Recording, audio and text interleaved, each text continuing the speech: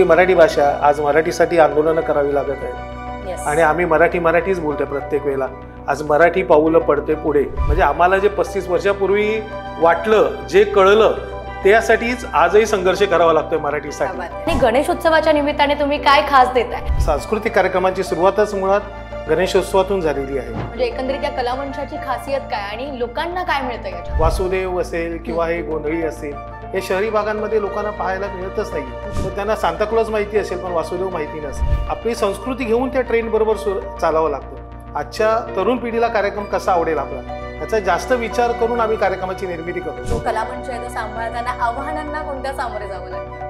डोक्यावर खुर्च्या उलट्या धरून तेवढा वेळ 2.5 तास कार्यक्रम 3 तास कार्यक्रम पाहिले आहे. मग आताच्या पिढीला जोडणं खरंच महत्त्वाचं वाटतंय का तुम्हाला आपल्या या संस्कृतीशी? याचं प्रेझेंटेशन करणं महत्त्वाचं आहे आणि हा ही तारेवरची कसरत आहे. सोशल मीडियाच्या आजच्या युगामध्ये खरं सांगायचं तर संस्कृती जपून ठेवणं फार मोठं आव्हानात्मक आहे.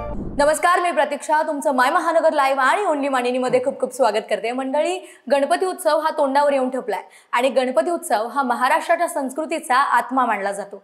आणि याच उत्सवाच्या निमित्ताने आज आपण भेटणार आहोत एक अशा व्यक्तिमत्वाशी ज्यांनी महाराष्ट्राची संस्कृती आणि लोककला यांना एका मंचावर बांधून ठेवलंय. आणि तो मंच म्हणजेच मराठी पाऊल पडते पुढे या कार्यक्रमाचे दिग्दर्शक, निर्माते आणि त्याचबरोबर संकल्पनाकार ते म्हणजेच उदय साठम. सर, तुमचं आमच्या कार्यक्रमामध्ये खूप खूप स्वागत आहे. नमस्कार. सर, एकंदरीत आपल्या प्रेक्षकांना जाणून घ्यायला आवडेल की हा जो आपला प्रवास आहे त्याचबरोबर हा कलामंच कशा पद्धतीने कार्यरत आहे आणि गणेशोत्सवाच्या निमित्ताने तुम्ही काय खास देताय.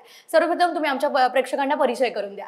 नमस्कार, मी उदय साठम, निर्माता कलारंजना मुंबई. आज या ठिकाणी गणेशोत्सवासाठी म्हणायचं तर या सांस्कृतिक कार्यक्रमाची सुरुवातच मुळात गणेशोत्सवातून झालेली आहे. म्हणजे पूर्वी गणेशोत्सव टिळकांनी जेव्हा सुरू केला तेव्हा समाजाला एकत्र करण्यासाठी हा उत्सव निर्माण केला. आणि त्यामुळे त्यावेळेला मेळे व्हायचे किंवा गणेशोत्सवाचे अशातूनच हे सांस्कृतिक कार्यक्रम व्हायचे किंवा नाटक, ज्यावेळेला संगीत नाटकं असायची किंवा नाटकं असायची ही गणेशोत्सवातच सादर केली जायची. आणि तिथूनच खरं तर या कार्यक्रमांची सुरुवात झाली. आणि मी या क्षेत्रामध्ये मागील 35 वर्ष या क्षेत्रामध्ये हे काम करत आहे. मागील 35 वर्षापासून आम्ही हे कार्यक्रम सादर करीत आहोत. सुरुवातीला आम्ही फक्त लोकनृत्यांचे कार्यक्रम सादर करीत होतो आणि त्यानंतर आम्ही मराठी पाऊल पडते या कार्यक्रमाची निर्मिती केली 1991 साली. आणि तेव्हापासून हा मराठी पाऊल पडते पुढेचा जो प्रवास आहे तो आजपर्यंत म्हणजे साधारणतः आज 35 वर्ष या संपूर्ण महाराष्ट्राच्या कानाकोपऱ्यात, दिल्ली असेल, मध्य प्रदेश असेल किंवा गोव्यासारख्या ठिकाणी गणेशोत्सवाचे दर गणेशोत्सव म्हणजे 10 दिवसाचा गणेशोत्सव असेल तर त्यामध्ये आम्ही 7 कार्यक्रम फक्त गोव्यात केलेले आहेत गणेशोत्सवाचे. आणि असं अनेक वर्ष म्हणजे जवळजवळ 10-12 वर्ष आम्ही दरवर्षी गोवा आमचं नक्कीच असायचं. गोवा असेल, मध्य प्रदेश असेल, मध्य प्रदेशमध्ये सुद्धा उज्जैन, इंदोर या ठिकाणी गणेशोत्सव होतात. तिथेही आम्ही गणेशोत्सवाचे कार्यक्रम केलेले आहेत. म्हणजे ही मराठी संस्कृती जी आहे ती संपूर्ण भारताच्या कानाकोपऱ्यात सादर करण्याची आम्हाला संधी मिळाली आणि हे आम्ही आमचं भाग्य समजतो. खरं तर मराठी संस्कृती ही आपण सोबत घेऊन चालायची आहे ही संकल्पनाच तुम्हाला कधी सुचली आणि कुठला मोमेंट होता, कुठला क्षण होता की त्यावेळेस तुम्हाला वाटलं की नाही आपण ही गोष्ट केली पाहिजे? मी कॉलेज जीवनापासूनच लोकनृत्यामध्ये सहभागी असायचो. मी स्वतः त्यावेळेला नृत्य करायचो. क्या बात आहे. त्यानंतर शिरोडकर हायस्कूल या ठिकाणी आमच्या कलारंजना या संस्थेची स्थापना झाली आणि तिथे आम्ही सुरुवातीला फक्त लोकनृत्यांचेच कार्यक्रम करायचो किंवा शाहीर भरडकर होते त्यांच्याबरोबर मी कोरसला उभा राहायचो. आणि त्यावेळेला सेंट्रल गव्हर्नमेंटचं उत्सव म्हणून एक हे असायचं, फेस्टिवल असायचं. त्या उत्सव फेस्टिवलमध्ये आम्ही सर्व भारतभर कार्यक्रम केलेले आहेत. आणि तेव्हा फक्त शाहिरांबरोबर सहगायक म्हणून मी त्यावेळेला गायचो. म्हणजे तुम्ही गायन देखील केलेलं आहे? हा, त्यावेळेला गायन कशाला, मराठी पाऊलच्या सुरुवातीच्या साधारणतः 1000 प्रयोगांमध्ये मी गात होतो. त्यानंतर म्हणजे हळूहळू मी गाणं कमी केलं आणि माझं संपूर्ण जे कॉन्सन्ट्रेशन आहे ते निर्मितीवरती ठेवलं. कारण नंतर जे कार्यक्रम होते सुरुवातीला आम्ही हौशी म्हणून करायचो, नंतर त्याला व्यावसायिक स्वरूप प्राप्त झालं. आणि व्यावसायिक कार्यक्रम करताना सगळीकडे एकाच वेळेला लक्ष देता येत नाही. म्हणजे स्वतः कलाकार म्हणून उभं राहिलं की निर्मितीकडे लक्ष कमी होतं. त्यामुळे मी स्वतः डिसाईड केलं की आता आपण कलाकार म्हणून कमी आणि निर्माता म्हणून जास्त लोकांसमोर यायचं. म्हणजे एकंदरीत या कलामंचाची खासियत काय आणि लोकांना काय मिळतं याच्यातून? खासियत म्हणजे जी आता लोप चालत चाललेली आपली संस्कृती मराठी, की आज वासुदेव असेल किंवा हे गोंधळी असेल हे शहरी भागांमध्ये लोकांना पाहायला मिळतच नाहीये. बरोबर. पुढच्या पिढीला तर ते मिळणारच नाहीये. कारण का, तर त्यांना सांताक्लॉज माहिती असेल पण वासुदेव माहिती नसेल. अगदीच असं साधारणतः हे आता परिस्थिती निर्माण झालेली आहे. कारण मुलं इंग्लिश मीडियम मध्ये शिकत असतात, त्यामुळे तिथे मराठी संस्कृती त्यांना शिकवली जात नाही. फक्त आणि आपले सण आणि उत्सव हे सुद्धा दाखवले जात नाहीये. बरोबर. आमच्या कार्यक्रमामध्ये आपले सण उत्सव शिवाय आपली संस्कृती हे सगळंच दाखवलं जातं. अगदी पहाटेच्या भोपाळीपासून ते म्हणजे भैरवीपर्यंत हा कार्यक्रम चालत असतो. त्यामुळे लोकांना सर्व प्रकारची संस्कृती बघायला मिळते. महाराष्ट्रातले जेवढे सांस्कृतिक प्रकार आहेत ते सगळे आम्ही आमच्या कार्यक्रमात सादर करत असतो. यावर आपण आता नेक्स्ट पार्ट जो करणार आहे, आपण एक सेकंड भाग घेणार आहे, त्यावरती आपण येणारच आहोत. यंदाच्या गणेशोत्सवामध्ये तुम्ही काय खास देत आहात? यंदाच्या गणेशोत्सवात काही नृत्य प्रकार हे नवीन बसवलेले आहेत आम्ही, की आता लोकांची जरा काय म्हणतात ना, की लोकांची अभिरुची बदललेली आहे. सुरुवातीला ज्यावेळेला आम्ही लोकनृत्यच सादर करायचो प्युअरली एकदम, आता थोडं त्याबरोबर त्यामध्ये व्हेरिएशन्स आणावे लागतात. जसं की आजकाल लोक रियालिटी शो बघत असतात आणि रियालिटी शो मध्ये लोकांना भपका बघायची सवय झालेली आहे. म्हणजे लार्जर दॅन लाईफ सगळं काही असतं, म्हणजे लाईट साऊंड असेल किंवा ह्या सगळ्या टेक्निकल गोष्टी पण पूर्वीपेक्षा आता खूप बदलल्या आहेत. बरोबर. आणि आपल्याला जर या निर्मिती क्षेत्रामध्ये जर टिकून राहायचं असेल तर या सगळ्या गोष्टींची स्पर्धा करावी लागते. म्हणजे जे काय आता सध्याचं जे ट्रेंड चालू आहे त्या ट्रेंड बरोबर आपली संस्कृती घेऊन त्या ट्रेंड बरोबर चालावं लागतं. तर आजच्या पिढीला कसा आवडेल कार्यक्रम, आजच्या तरुण पिढीला कार्यक्रम कसा आवडेल आपला, याचा जास्त विचार करून आम्ही कार्यक्रमाची निर्मिती करतो यावेळेला. त्यामुळे जी आम्ही नवीन नृत्य बसवत आहोत ती सगळी नृत्य त्याच गोष्टीला अनुसरून आहे की ती तरुण पिढीलाही आवडावीत आणि त्यातून संस्कृतीही दाखवली जावी. आपली आताच्या पिढीला जोडणं खरंच महत्वाचं वाटतंय का तुम्हाला आपल्या या संस्कृतीशी? खरंच आहे की जर ही पुढे जर चालायला पाहिजे परंपरा, आणि पुढच्या येणाऱ्या पिढीला जर आजची तरुण पिढी नाही पण त्याही पुढे जी आज लहान मुलं आहेत ती उद्याहून मोठी होतील, त्यांना ही गोष्ट कशी कळणार की आपली संस्कृती काय आहे, आपल्या परंपरा काय आहेत, किंवा आपल्या जे काय आपल्याकडे सण उत्सव जे आपले आहेत ते कशा प्रकारे साजरे केले पाहिजेत. नाहीतर आता सगळ्या गोष्टींचं विद्रुपीकरण होत आहे साधारण. म्हणजे आज तुम्ही लावणीचाही जरी विचार केला तरी लावणीचाही ट्रेंड बदललाय, स्वरूपच बदलून गेलं, स्वरूप बदललंय. तर ते पुढच्या पिढीला कळणार कसं की मूळ लावणी कशी होती. जर आपणही त्या पिढीबरोबर वाहत गेलो त्या फ्लो मध्ये तर ते पुढच्या पिढीला कळणार नाही. त्यामुळे त्यातलं जे काही पारंपरिक जो प्रकार आहे तो टिकवून धरून तरुण पिढीला तो कसा आवडेल ह्याचं प्रेझेंटेशन करणं महत्वाचं आहे. आणि हा ही तारेवरची कसरत आहे की त्यातलं पारंपरिक प्रकारही जपायचा आणि आधुनिक म्हणजे तरुण पिढीलाही तो आवडेल अशा प्रकारे सादर करायचा. त्याच्या टेक्निकल गोष्टी आता वापरायच्या. जसं की आम्ही सुरू केलं त्यावेळेला 100 वॅटचे स्पीकर होते, आज साधारणतः 10,000 वॅट स्पीकर लावले ना तरी सुद्धा लोकांना कमी वाटतात. म्हणजे 100 वॅट कुठे आणि 10,000 वॅट कुठे झाला. म्हणजे हे टेक्निकल गोष्टी आहेत पण त्या सुद्धा आता आपल्याला स्वीकारावे लागतात आणि त्या बरोबर सुरू राहावं लागतं. उदयजी, तुम्ही निर्माता आणि दिग्दर्शक दोन्ही आहात, तर मग या जो कलामंच आहे तो सांभाळताना आव्हानांना कोणत्या सामोरे जावं लागतं? आव्हानं अशी काही मला तरी विशेष वाटलं नाही सुरुवातीपासून की इतरांना वाटतं की कॉम्पिटिशन आहे व्यवसायामध्ये कॉम्पिटिशन. मी तसं कधीच मानत नाही. आपण जर ठामपणे आपला व्यवसाय करत राहिलो आणि आपला मार्ग आपण परफेक्ट निवडला की आपल्याला याच मार्गावर चालायचं आहे तर आव्हान कसलंही नसतं. आणि संकट किंवा आव्हानही प्रत्येक क्षेत्रात आहे. म्हणजे आज कुठचाही व्यवसाय म्हटला किंवा कुठचंही क्षेत्र म्हटलं तर तिथे कॉम्पिटिशन आहे, तिथे काय म्हणतात ते आपल्याला इन्व्हेस्टमेंट्स असतात, लॉस प्रॉफिट ह्या सगळ्या गोष्टी असतात किंवा इतर काही अडचणी येत असतात ऑन दी स्पॉट. म्हणजे जसा कार्यक्रम सादर करतोय आणि अनेक अडचणी येत असतात. परंतु या सगळ्यांची आता सवय झालेली आहे. मलाच नाही, माझ्या सगळ्या कलाकारांनाही सवय झालेली आहे किंवा आमच्या सगळ्या टीमला सवय झालेली आहे. त्यामुळे काही विशेष राहत नाही. की असा कोणता क्षण आलाय का की जिथे तुम्हाला काही सुचलं नाहीये, गोंधळून गेलेला आहात तुम्ही आणि असं झालंय स्टेजवर ऑन स्टेजवर काही असे कुठले मुवमेंट्स आलेले आहेत का? नाही, असं स्टेजवर काम करताना माझ्या बाबतीत तरी नाही घडलंय परमेश्वराच्या कृपेने. कारण मी असं समजतो की आम्ही या रंगमंचाची प्रामाणिकपणे ही पूजा करतो आम्ही रंगमंचाची. म्हणजे असं नाही की ते नुसता व्यवसाय किंवा पोटापाण्याचा व्यवसाय आहे आमचा, नुसतं पैसे कमवणं असं कधीच पाहिलं नाही मी रंगमंचाकडे. पहिलं आपली कला सादर करणं प्रामाणिकपणे. आणि हे करत असताना जर आपण प्रामाणिक असलो तर येणारी संकटही आपोआप बाजूला होत असतात. म्हणजे अनेक वेळा असं झालंय की आज प्रयोग सादरच होऊ शकत नाही. भरपूर पाऊस पडतोय, समजा गणेशोत्सवातच असे प्रकार बरेचदा घडलेले आहेत, परंतु नंतर तो असं काही होतं की आम्ही तो कार्यक्रम पूर्ण सादर करून जातो.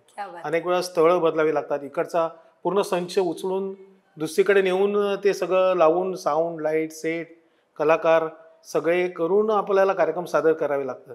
किंवा अनेक वेळा या कलाकारांना पाऊस धो असताना सुद्धा लोकांनी प्रेक्षकांनी आमचे कार्यक्रम म्हणजे हजारो प्रेक्षक समोर होते, असं अनेक वेळा घडलं. एकदा दोनदा अपवादात्मक नाही, अनेक वेळा घडलं की लोक खुर्च्या घेऊन कार्यक्रम बघतायत आणि आम्ही आमच्या कलाकारांनी भिजत वरती स्टेजवर कार्यक्रम केलेला आहे. आमचे गायक माईक छत्री घेऊन माईक घेऊन गात होते आणि अचानकपणे जे वादक आहेत, आता इथे त्यापैकी आत्ताच एक होते गेले, परंतु त्यांनी अक्षरशः कुठेतरी दुकानाच्या किंवा अशा शेडमध्ये ते वाजवायला बसलेत आणि रंगमंचावरती कलाकार मात्र जे नृत्य कलाकार आहेत त्यांनी पूर्ण भिजत कार्यक्रम केलेला आहे आणि तोच कार्यक्रम प्रेक्षकांनी डोक्यावर खुर्च्या उलट्या धरून तेवढा वेळ 2.5 तास कार्यक्रम 3 तास कार्यक्रम पाहिलेला आहे. असं अनेक वेळा घडलेलं आहे. म्हणजे आताच्या संभाजीनगरमध्ये असेल किंवा सिल्लोडमध्ये असेल, ह्या आमच्या आठवणी आहेत की त्यावेळेला तिथे असे प्रकार खरंच घडलेले. ही तर अत्यंत छान आणि महत्वाची आठवण आहे तुमच्या जी मनात राहिलेली आहे.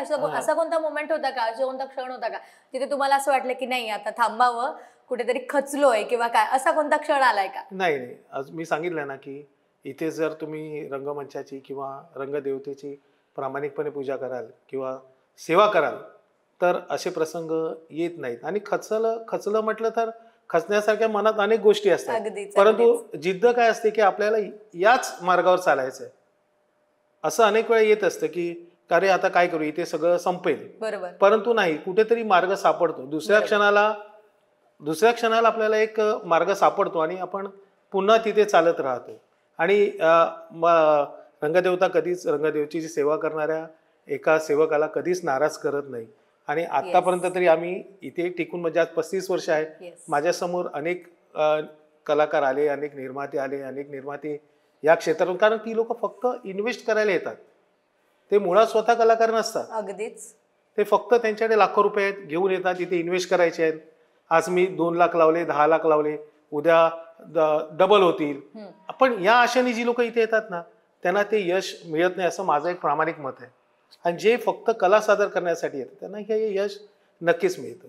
उदयजी, तुम्ही देखील एक कलाकार होता आणि आता तुम्ही एवढा सगळा गोंधळ सांभाळत आहे. कलाकारांना सांभाळणं किती आव्हानात्मक आहे, म्हणजे सगळ्या कलाकारांना एकत्र घेऊन जाणं, जसं की तुम्ही सांगितलं सिंगर्स पासून वादक परत सगळ्यांना हँडल करणं किती टफ जातं तुम्हाला? खरं सांगायचं तर आतापर्यंत निदान 1000 कलाकार माझ्या हाताखालून गेले आहेत. क्या बात काम करत, म्हणजे अगदीच त्यातले काही तर म्हणजे अगदी शून्य होते, ते इथून तयार होऊन आज बरीच नावं आहेत. आज चित्रपट क्षेत्रात किंवा मालिकांमध्ये सुद्धा, आता मी नावं ती इथे सांगत बसत नाहीये सगळी, परंतु आज फार मोठ्या व्यक्ती आहेत की ज्या कलारंजनामध्ये काम करून किंवा अनेक 200, 300, 400 प्रयोग करून इथून गेलेले आहेत.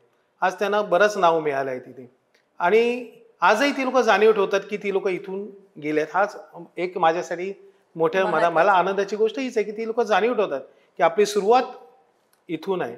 पण कलाकारांना हाताची पाची बोटं कधी सारखी नसतात, हे मी पहिला मनापासून धरलंय. प्रत्येक जण वेगळ्या स्वभावाचा असतो, प्रत्येकाचा इगो वेगळा असतो, प्रत्येकाचं काहीतरी ॲटिट्यूड वेगळे असतात.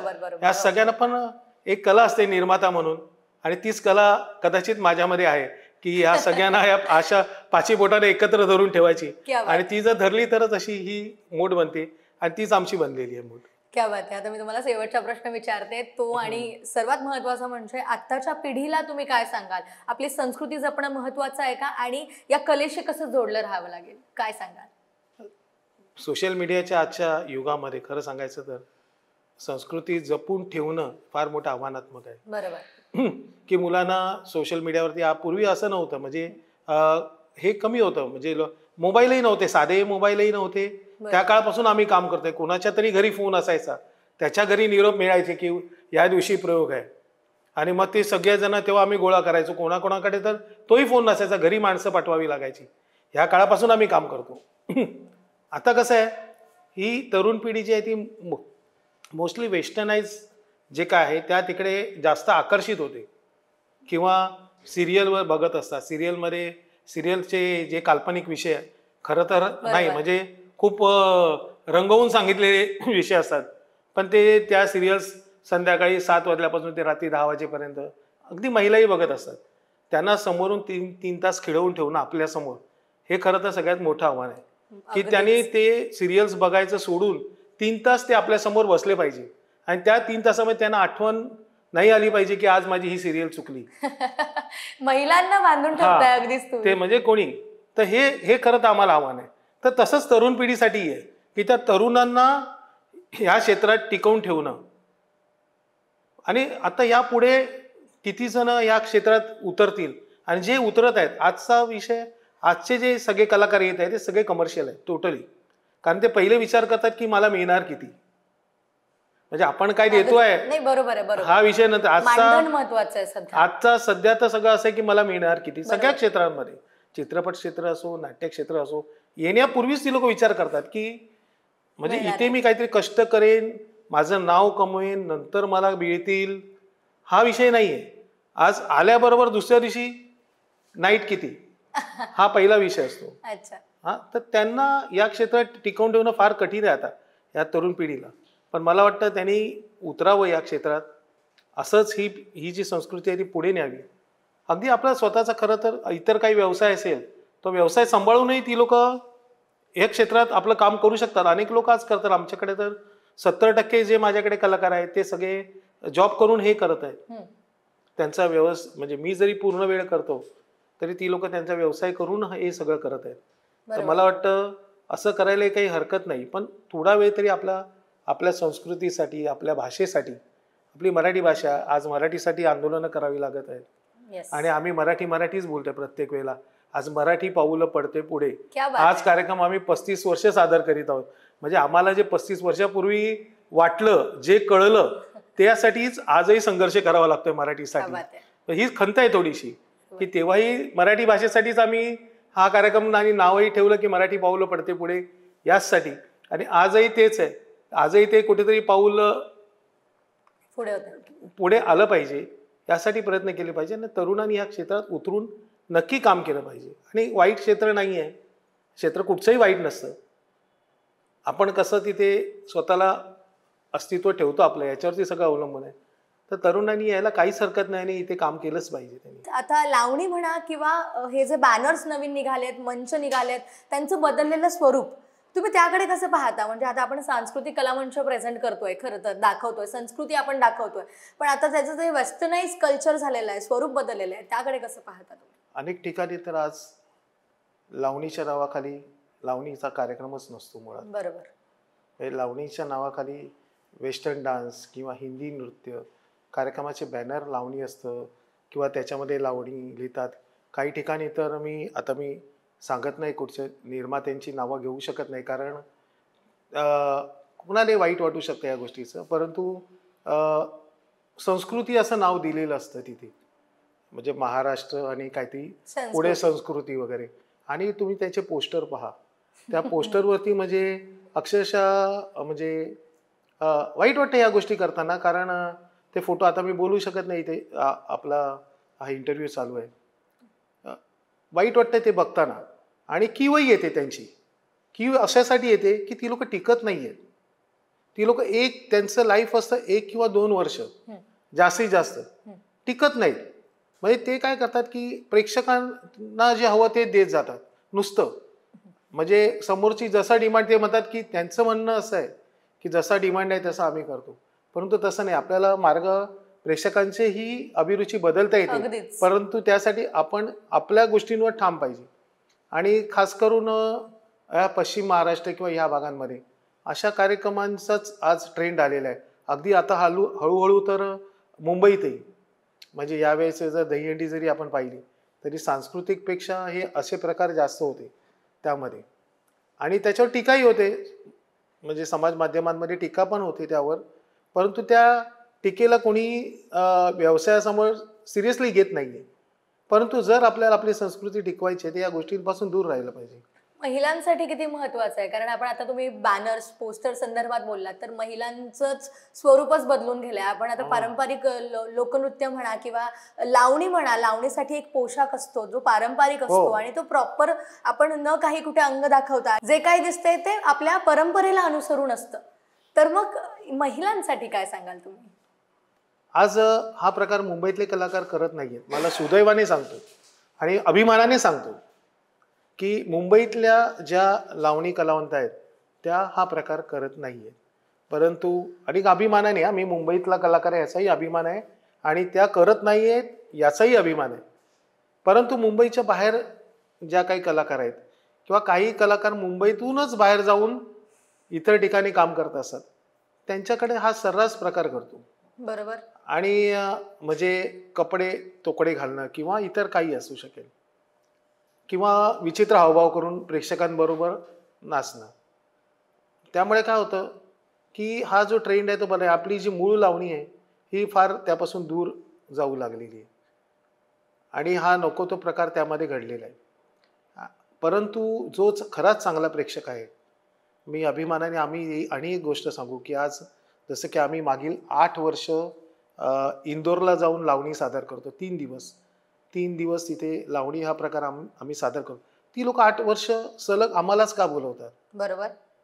कारण त्यांचंही म्हणणं आहे, त्यांनी मध्ये चेंज म्हणून 1-2 वर्ष इतर लावण्या आणून पाहिल्या, इतर ठिकाणच्या नावं मी परत बोलू शकत नाही, लिमिटेशन असतात काहीतरी, समजू शकते. हा, तर त्यांना ते नाही आवडलं. त्यांनी बघितले बदलून मध्ये, म्हणजे फॉर अ चेंज, लोकांनाही काहीतरी बदल लागतो ना, आम्ही किती वर्ष सलग करणार, परंतु त्यांना ते नाही आवडत.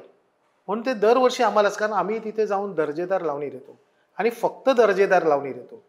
आमच्या इकडच्या ज्या नृत्यांगना आहेत त्यांना त्याही काठपदराच्या साड्या किंवा इतर असं फॅन्सी घालतही असतील, पण त्या फॅन्सी सुद्धा पूर्ण अंग झाकणारे असतात. हे आम्ही करत असतो. म्हणजे चांगलं आहे ना, त्याची खरंच लोकांना कदर आहे. आणि जे काही तात्पुरतं असतं ते टिकत नाही, काळाप्रमाणे ते सगळं निघून जातं आणि पुन्हा जे शाश्वत आहे, जे आपण म्हणतो की जे खरंच मूळ आहे ते मात्र टिकणार आहे. आणि मी अजूनही सांगतो की आम्ही जे सादर करतोय हे आणि अनेक वर्ष टिकेल, परंतु ते टिकणार नाही आहे. कारण ती लोक किती खाली पडणार अजून, म्हणजे किती स्वतःला पाडून घेणार खाली, कुठेतरी लिमिट आहे. आताच तळाशी आहेत आणि किती तळाशी जाणार आहेत.